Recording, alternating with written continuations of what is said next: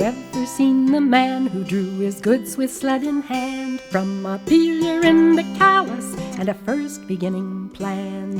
He still resides in town, much respected by us all.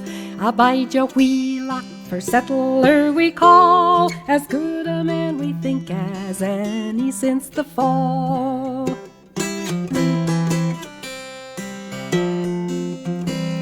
His wife came in on snowshoes, 10 long miles or more, the snow from 2 to 3 feet deep, and some say even 4, with an infant in her arms and some other luggage too, a task which few young women now in town are wont to do, as their mothers did of old, which memory brings to view.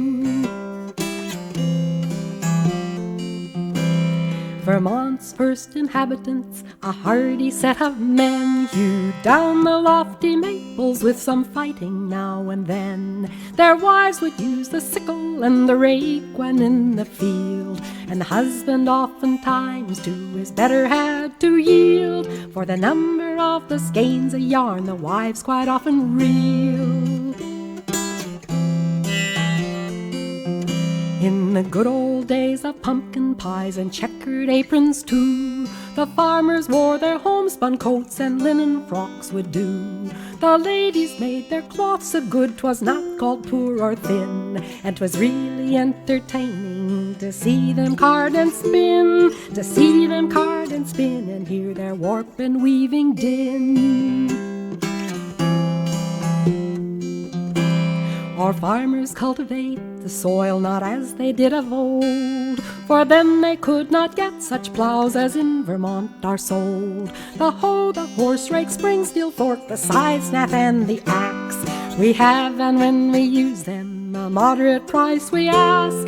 In the chopping, mowing, pitching line we never turn our backs. A British province on our north, and yet we need not fear. To the east a sister state called Granite, New Hampshire. On the south is Massachusetts, and New York is on the west. But of all the states around her, Vermont is still the best. Of all the states around her, Vermont is still the best. Here's one more word I'd like to say. Should any pass the state, they'll find these tough Vermonters, they rise early and work late. But should any call to see their friend from far or near to home, the best we have they're welcome to, of apple, peach, and plum. We'll take some pleasant cider now, my friend, will you have some?